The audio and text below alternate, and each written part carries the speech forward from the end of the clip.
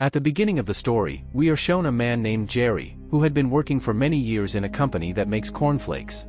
But at the same time, he was also a math genius. He could solve big, complex math problems in just seconds. Soon, the day of Jerry's retirement arrives. On the night of his retirement, his daughter and son gift him a boat so that he can go fishing to pass the time. But Jerry soon becomes frustrated with this new life, because he was used to working, and now he had nothing to do. Jerry goes to meet his accountant, who tells him that keeping money in the bank only gives a return of 2%. He advises Jerry to invest his money in the stock market.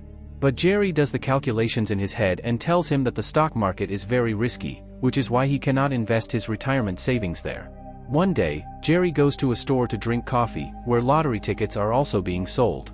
The store owner is explaining to a girl that when nobody wins the jackpot, that is, when nobody matches all 6 numbers, the $2 million jackpot amount is rolled down.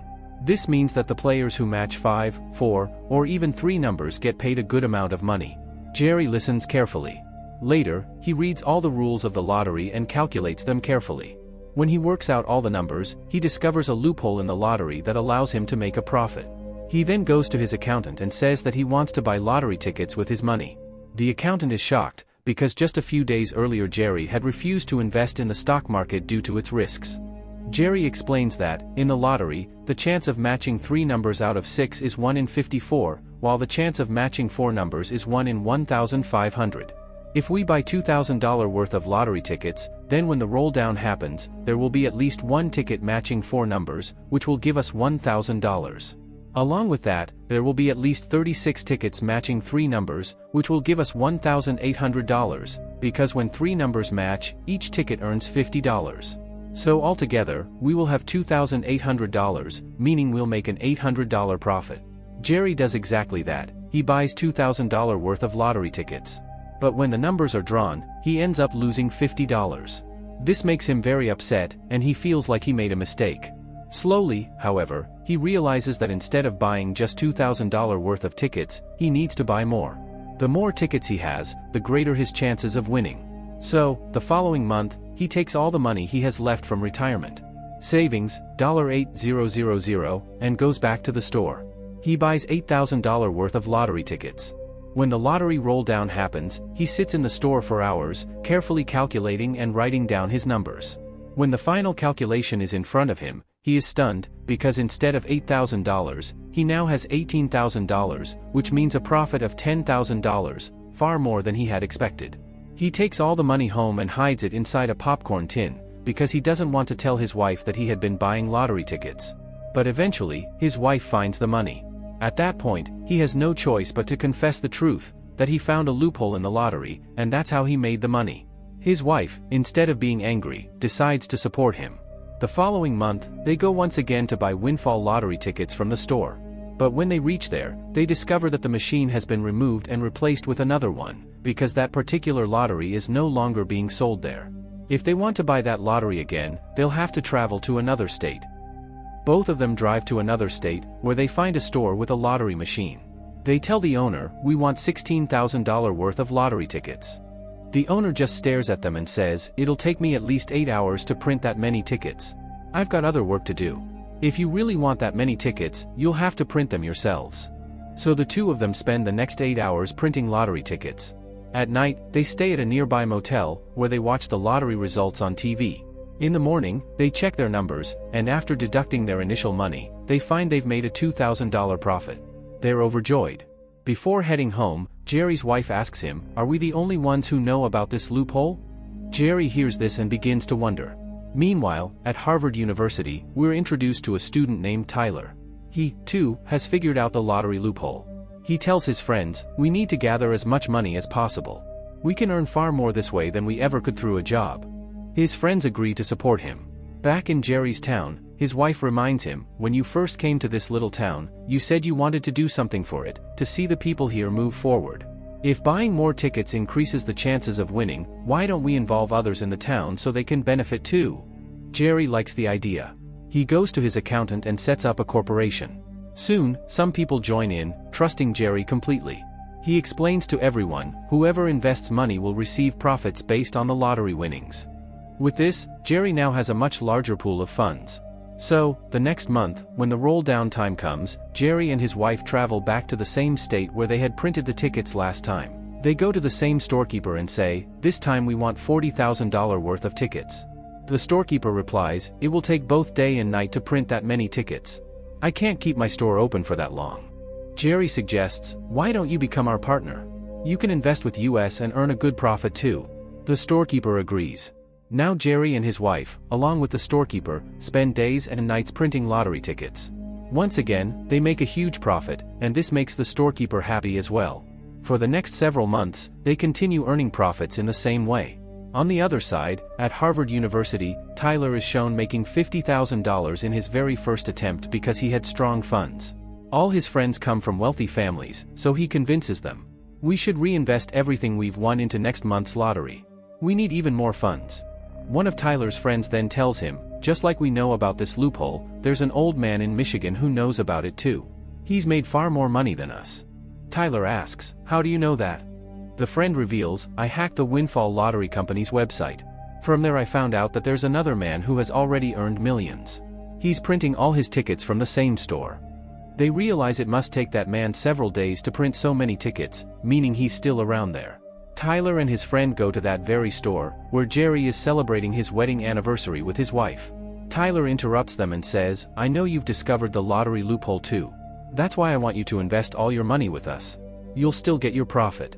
But what Tyler doesn't realize is that Jerry isn't doing this just for himself, he's doing it for his entire town. He wants to uplift the city and see its people grow. At the same time, he wants to give meaning to his retired life through this work. When Jerry rejects Tyler's offer, Tyler angrily leaves with his friend.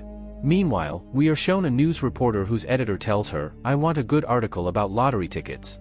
There's a man in Michigan who bought lottery tickets and made millions of dollars.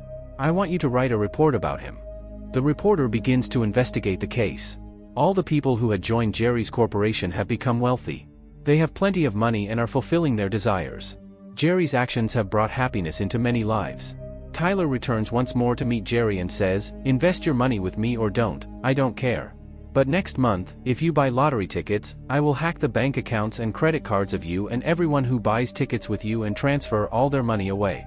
My friends and I study at Harvard. If we can hack the lottery website, it won't take us long to hack bank websites too." Hearing this, Jerry becomes worried. He meets with all his partners and tells them that they cannot buy lottery tickets anymore because something on the lottery website has changed and they will not be able to win money. Saddened, he leaves. The storekeeper tells Jerry's son that a Harvard student named Tyler had come and frightened his father. Jerry's son goes to Jerry and says, "Everyone doubted your talent and never showed confidence in you, but today you proved yourself to everyone. You showed you're different and gave people hope to grow. You can't be scared of a college student. You should do this so people with you can also prosper." Encouraged, Jerry decides that he will buy lottery tickets once again. Tyler, who is fully confident Jerry will not buy tickets, has his friends print tickets from different stores across the city. He has bought a huge number of tickets, but one of his friends tells him that Jerry has printed tickets again, which makes Tyler furious, because Tyler knows that the more tickets are printed overall, the lower the probability of any one group's tickets winning, and thus the smaller Tyler's profit will be. So he resolves to ruin Jerry. They know that the Windfall Company triggers a roll-down when $2 million worth of tickets have been sold. Because they hacked the company's website, they can see exactly how many dollars worth of tickets have been sold at any time. They decide that once $1 million worth of tickets have been sold, they will buy the remaining $1 million themselves, so the roll-down happens early and Jerry doesn't get a chance to buy tickets. To do this they need a lot of money, so Tyler goes to some of his father's friends, wealthy businessmen, and explains the scheme. They agree to fund it. When the site shows $1 million in tickets sold, Tyler and his partners buy the remaining tickets with their funds, preventing Jerry from getting a chance to buy. Jerry realizes Tyler must be behind this because Tyler had told him they had hacked the Windfall website. Jerry goes to Harvard, where Tyler and the friends who helped buy the tickets are gathered. There Jerry tells them that he doesn't do this for the money, he enjoys the work itself. Jerry admonishes them, "You all came here to study. Because of Tyler you're not focusing on your studies, you spend whole months thinking only about the lottery, printing tickets, and checking numbers. And if this whole system changes, what will become of you? Your parents sent you here to study, they had dreams for you, and you are ruining those dreams." With that, he walks away. Afterwards, Jerry goes to the head of the Windfall Company and tells him that some students from Harvard have hacked the company website, which is how they can see when and how many tickets have been sold and intentionally trigger the roll down early. Jerry argues that everyone should get a fair chance to make money, so the company should make the ticket sales data available online for everyone. The company agrees, and the website data is released, meaning anyone can now see, in real time, how many tickets have been sold. When Tyler learns this, he is furious. He realizes it was Jerry who pushed for the change. The next month, when roll-down time arrives, Tyler goes to his friends for support, but this time no one joins him. Everyone wants to focus on their studies. Jerry's words had deeply impacted them, so they abandon the scheme. The reporter, examining the lottery data, discovers that alongside Jerry there was also a Harvard student named Tyler who won a lot of money. She goes to meet Jerry and learns that he didn't buy tickets only for himself but bought them for the entire town so everyone could profit. The story about Jerry and Tyler is printed on the front page, revealing how both had earned millions of dollars. The owners of the lottery company also realize that there is a loophole in their software, so they decide to fix the entire system as soon as possible. Now, when the next roll-down comes, Jerry and his wife go to print tickets, but when they reach the stores where Jerry and Tyler used to have tickets printed, they find that those machines and locations have been changed. The company canceled the licenses, meaning Jerry could no longer get lottery tickets printed there.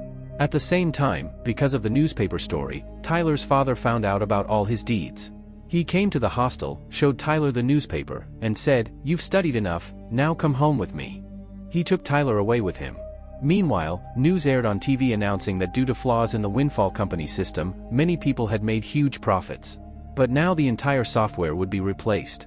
That very night would be the last roll down under the old system. However, Jerry and his wife couldn't buy tickets this time. Jerry sat sadly in his garden. His wife explained to their daughter that for Jerry, it wasn't just about making money, he needed work. He enjoyed it because it connected him with people and helped them profit. Just then, his accountant arrived in a new sports car, which he could afford thanks to Jerry, because he had invested with him. The accountant told Jerry that everyone was waiting for him. Jerry went with his wife, only to discover that all his friends had organized a party for him. His son was there too. The son told him, "This time you didn't buy tickets, but all of us together printed lottery tickets from every machine across the state."